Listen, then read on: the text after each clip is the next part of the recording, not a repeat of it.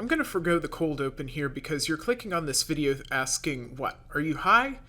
The only life lesson from Always Sunny is do not do what the gang does.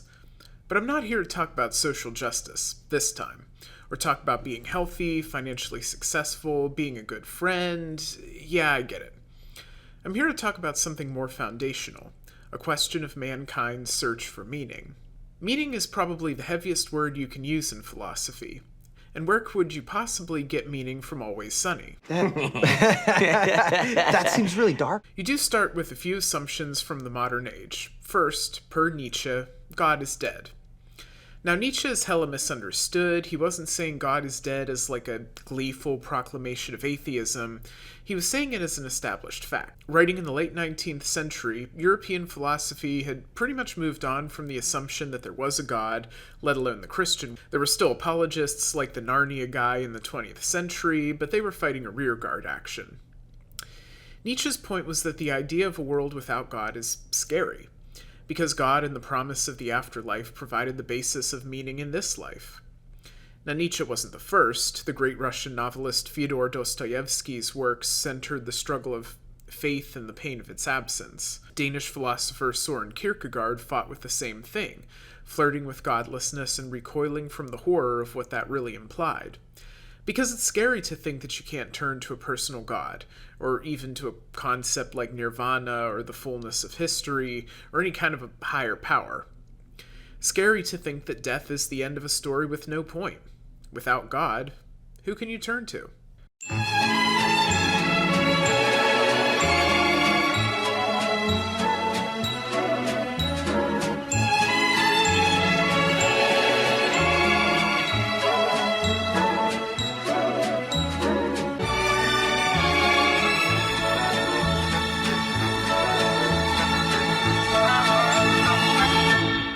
Welcome back to Left Below.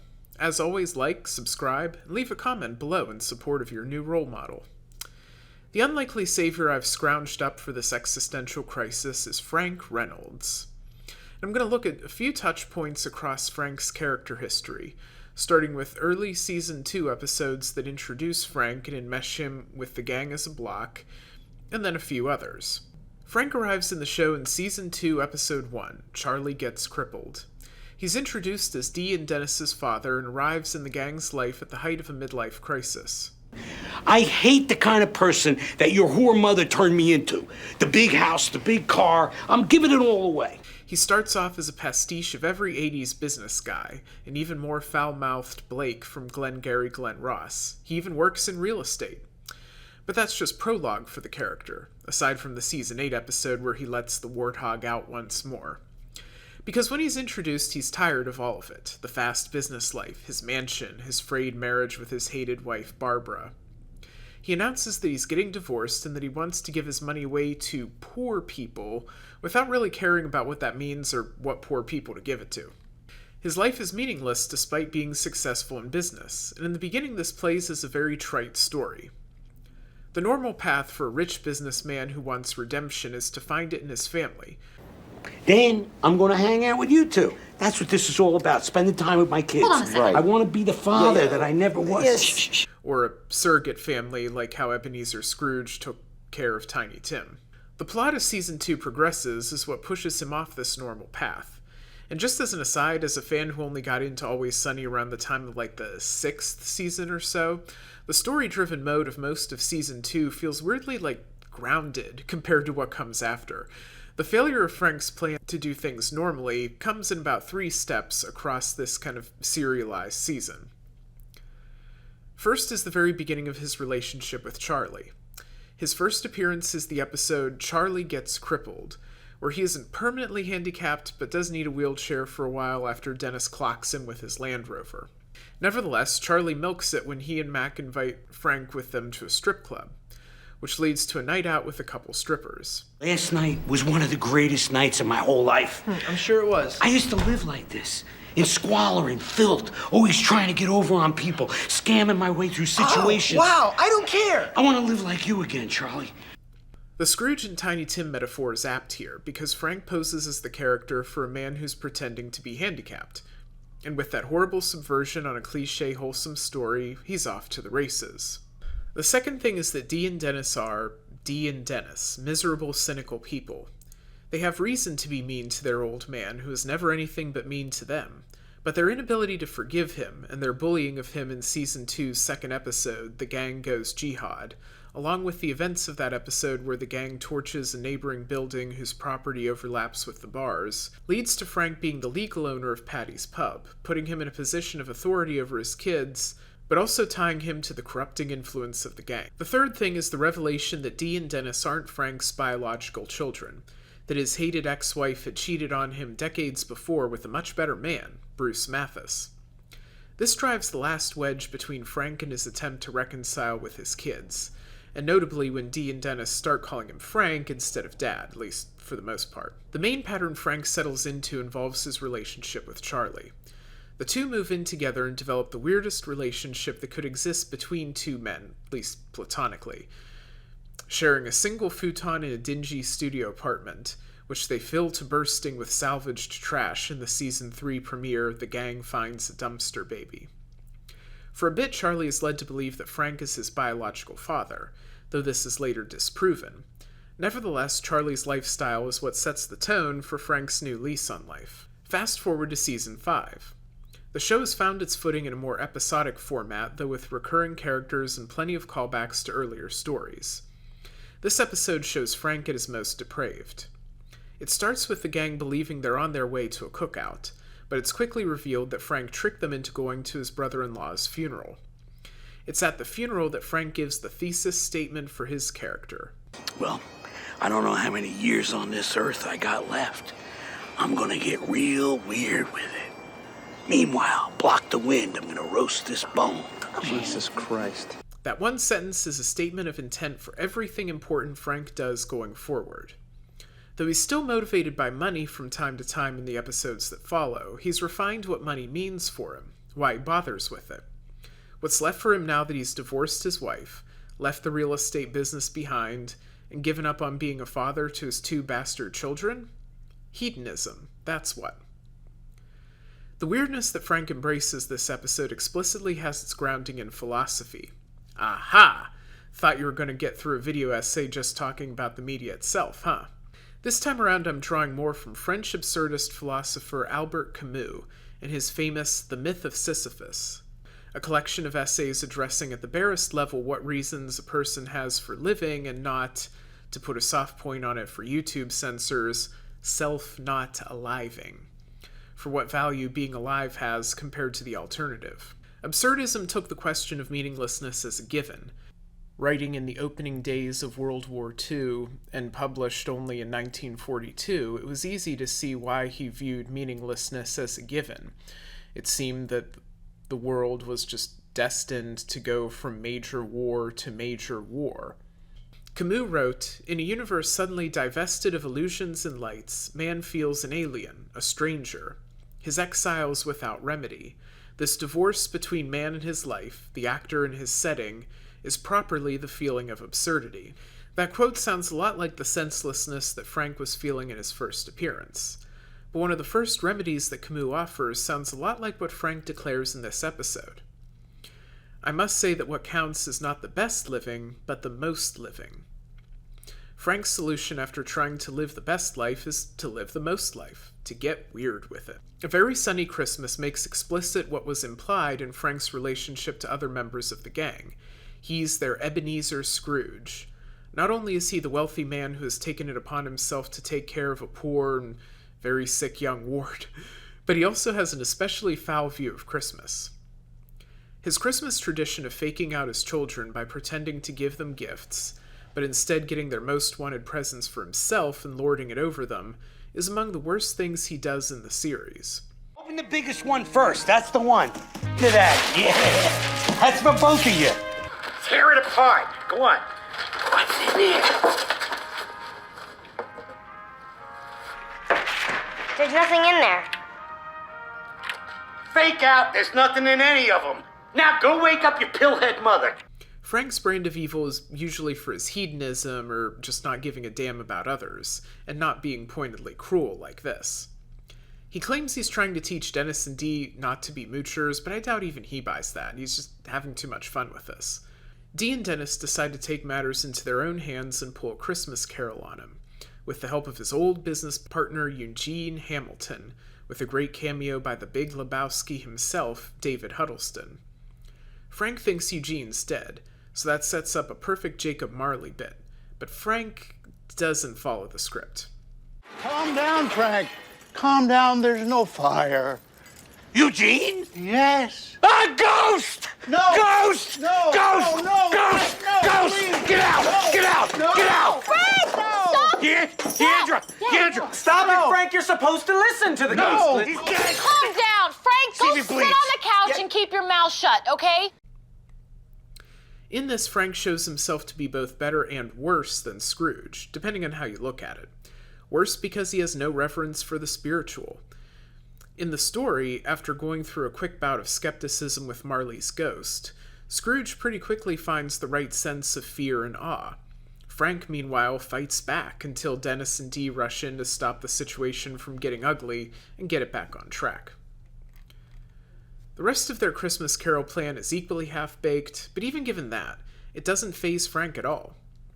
The Christmas Future portion especially has no bearing on him, who responds, This is your Hey, eternal look, refuge. Deandra, that is not my future. I'm not going to be buried in a grave. When I'm dead, just throw me in the trash. He doesn't have any sense of eternity, so the clear threat of eternal damnation that was so humbling to Scrooge just bounces right off him. That's what makes him better than Scrooge in a way. His feet are firmly planted in this life. Now, Camus emphasizes the liberating power that kind of clarity can bring. If the absurd cancels all my chances of eternal freedom, it restores and magnifies, on the other hand, my freedom of action. That privation of hope and future means an increase in man's availability. He goes on to add that death is there as the only reality. Scrooge feared the consequences of death more than death itself. He was afraid of the eternal chains. Frank's fear is much more immediate. After crashing his Countach car, he has a lurid Rankin and Bass vision of the gang mutilating and killing him for being such an asshole. In the end, he does nothing to try and save the gang from Eugene when he reveals that he was evil all along and robs them of the Christmas presents that Frank decided to give them after his lurid vision. That healthy fear of death is encouraged by Camus. He notes with irony in the second paragraph of The Myth of Sisyphus that Galileo, who held a scientific truth of great importance, abjured it with the greatest of ease as soon as it endangered his life. In a certain sense, he did right. But Camus doesn't see that fear of death as a willingness to live as a slave. Quite the opposite. It may be felt that suicide follows revolt, but wrongly. Like the leap of faith, is acceptance at its extreme. Instead, it's revolt of a man who knows that death is inevitable and final, but lives it anyway that makes life worth living. Frank shows a quickness to surrender in a few other cases, like in Thunder Gun Express when he's surrounded by the cops after stealing that tour boat, or in Frank Reynolds' Little Beauties when he immediately surrenders at the end, mistakenly thinking the cops have come to arrest him. Frank's very willing to surrender rather than face death, but once death arrives, he's not bothered in the slightest. His very gross hypothetical with the mortician in Frank Reynolds' Little Beauties follows this up, showing that he thinks nothing of his own body being abused after death. The 5th episode of the 6th season is a story about class, and Frank's role in this episode says a lot about his worldview and the benefits of it. The episode starts in a heat wave with Mac and Charlie trying to get into a private swim club, but being informed that the club is at capacity, which they interpret to mean that the club attendant just thinks that they're low class and is discriminating against them. While they set off to try and refurbish an abandoned swimming pool to make their own swim club, Dee and Dennis try to schmooze their way into the private club and are rebuffed, carrying Mac and Charlie's misunderstanding of what capacity means, and having misadventures in the public pool. Early in the episode, Dee and Dennis opine on being high class due to their upbringing, while Frank rejects the label or any desire to live that way again. Instead, he says he wants to be Fringe Class. Look, I quit on that shit. You understand? I quit on it. I don't give a rat's ass about class. I live on the fringe. Fringe Class is where I Okay, am. great. You're in the Fringe Class. Wait, I still maintain that D and I are in the upper class. The episode gives us a few examples of what it means to be fringe class, such as trading a bite of your hot dog to a random stranger to borrow his towel, playing with a greased watermelon in the public pool, greasing yourself so that you can be the watermelon in the public pool, beating the heat by opening up a fire hydrant and playing in the spray. Mac and Charlie spend the episode groaning about the indignities of being considered low class, denying it until they're finally forced to accept it. Mac even points out a still lower class that Charlie flirts with by owning a prepaid burner phone, felon class, the kind of phone that drug dealers use. Meanwhile, Dee and Dennis are in denial about the fact that they aren't upper class, because they don't have the money for it, one, and two, they're just as boorish and rude as Mac and Charlie are, despite them pretending otherwise. The only one of the gang who's happy throughout the episode is Frank, embracing and pursuing his fringe class life. And the episode ends with the whole gang joining his proposal to wrench open a fire hydrant and play in the spray, a rare, wholesome ending for an episode. The term fringe is another word that resonates with Camus' absurdism. It even comes before the idea that the best living is the most living. Early in the first essay, Camus writes about waterless desert where thought reaches its confines, and what is indeed genius, the intelligence that knows its frontiers, and finally, that a creator must give the void its colors. In seeking to get outside the mainstream, in seeking the edges of society in his fringe class, Frank finds a happiness that eludes the other members of the gang in this episode and in others. This one's a mini portion as I realized the script was too short on first reading. There are a few moments in the series where Frank's mettle is tested, like the Great Recession where Frank nearly succumbs in the face of poverty and the failure of his investments, but the episode that focuses most on challenging Frank's zest for life is all the way near the end of the 10th season, Frank Retires. Frank Retires starts with Frank going back to the beginning of his arc, declaring that he's passionless again and going into retirement. He immediately turns to caring for his body, afraid that his retirement will lead to his health declining. Meanwhile, the gang turns on each other, scheming to try and claim Frank's 51% ownership of the bar for himself. Part of the scheme involves Mac and Charlie drawing Frank's blood, and they overdo it, just a bit. Through the episode, they bleed him more to try and get a conclusive answer to the long-standing question of Frank's paternity over Charlie, sapping his strength further. Frank's health declines rapidly due to all of the blood loss, but that leads him to think that it's his retirement that's what's caused him to lose his vitality, and not the liters of blood that's been siphoned off of him the last 24 hours. Dennis tries to trick the others into thinking that he's found Frank's long-lost love child, Frankito, but seeing Frankito, in turn, tricks Frank out of his funk. When a man is no longer needed in the tribe, his body betrays him. Yeah. When he has no purpose, the blood seems to drain from his body, leaving him a shell of the man he once was. All right, I don't know where you're going with this, but can you just... I'm unretiring. Now, obviously, Frank was wrong about why his health rapidly declined, but there's still a point in there.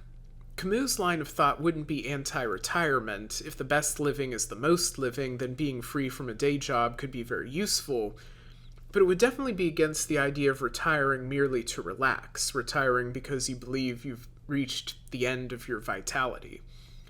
Camus writes that life means nothing else for the moment but indifference to the future and the desire to use up everything that is given. Frank rejects throwing in the towel early. Now we get to the centerpiece, a first-person adventure like no other, being Frank.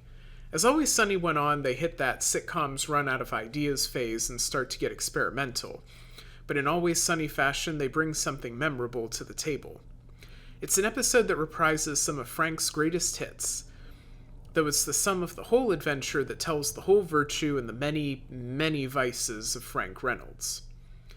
The episode starts with Frank slowly coming to in the dingy apartment he shares with Charlie, barely aware of where he is. He's quickly interrupted by an urgent text from Dennis. After relieving himself in a few minutes of hygiene, he's off to the races.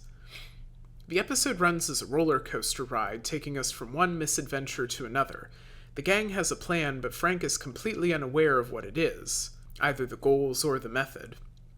In picking up a walkie-talkie for reasons unknown to him, he's confronted by his hated landlord, Huang, and watches him die. Probably he's not seen again in the show. From choking on snake meat, then in mocking him, nearly dies himself, choking on the same sandwich of snake meat. He comes to in a hospital, but with another text from Dennis is off to the next adventure, ignoring whatever his doctor was trying to tell him. The recurring characters Bill, Ponderosa, and Artemis show up in the episode, both freaky fixtures of Frank's life. Artemis is, well, Artie, introduced as one of Dee's friends who's into music and theater. She gets into the episode because Frank accidentally eats a dog biscuit laced with sleeping pills before he finds his way to Artemis's house for another item in his fetch quest. While there, he rehashes his famous RV toilet scene from The Gang Gets Invincible in Artemis's bathroom, finding uppers just in time to stay afloat. Bill Ponderosa, better known as Pondy, is an alcoholic who Frank throws way off the wagon by being the world's worst AA sponsor. But Frank envies the man's chaotic, full-throttle lifestyle. At one point, Pondy draws a gun and points it towards his own temple, but Frank saves him, telling him he has too much to live for, despite Pondy being divorced and in the midst of an endless bender. Trying to come to Pondy's aid against some pissed-off dads who accused Pondy of being a wannabe diddler, Frank is KO'd and wakes up again in the trunk of a car, trapped in an impound lot. One point to make here is, despite Frank's previous all-too-willingness to surrender, here he comes in and stands up for his friend, just like he tries to save Pondy when he attempts to off himself. Here demonstrating where Frank will value helping others to live a lifestyle that he approves of. But anyway, this impound lot is the very impound lot that the gang's been trying to break into all episode to liberate Dennis's Land Rover. Frank is the unlikely hero. Hooray! What the episode really brings together is Frank's zest for life, for action for its own purpose. The beginning of the episode makes it clear that he has no idea what the gang's plan is, and through most of the episode his inner monologue is talking over anything important that other people are saying. The only one he really focuses on in the episode is Pondy, his fellow traveler on the absurd journey, and only then to save the hedonistic man's life, both from himself and from the gang of pissed-off dads. His day is the perfect absurd day, the most experience rather than caring at all about the best experience, about helping his friends or caring for his own health. Frank's white-knuckle roller coaster of a life is all about living. And obviously you shouldn't be like Frank Reynolds. The man does almost nothing for his friends, and when he does, he's usually slapped with some ulterior motive, or for his community. Ditto that first point. He has weak bonds with his own children despite being intimately involved in their daily lives, and how the heck is that even possible? He's a bigot, a ruthlessly exploitative capitalist, and his social ethics are in the toilet. So why bother with this video? First, in the purely absurd sense, because I wanted to. Shut up. But more importantly, because philosophy should be treated like a toolbox. You wouldn't use a hammer to cut a board in half, right? Camus' absurdism is no good for social ethics, like how you should treat other people or what kind of politics is best. What Frank Reynolds brings to the table is what you should and shouldn't live for. 1. Money is a means to an end and not the end goal itself. It's there to help you live your best life. 2. The best living is the most living. 3. Don't get hung up on status symbols or class as a source of happiness. 4. Eternity is an illusion. This life is it, and here to be lived fully. Regarding money, it's also important to note that Frank, being rich, can choose to live his fringe lifestyle compared to his roommate Charlie, who's forced to because he's poor. There is a class-based reading to Always Sunny, but that's for a different tool in the philosopher's toolbox. For now, I'll leave you all to get weird with it. What's in it for you? Huh? Jesus, What's in it for you? don't worry about what's in it for me, dude. My God, you are disgusting. disgusting. A disgusting animal.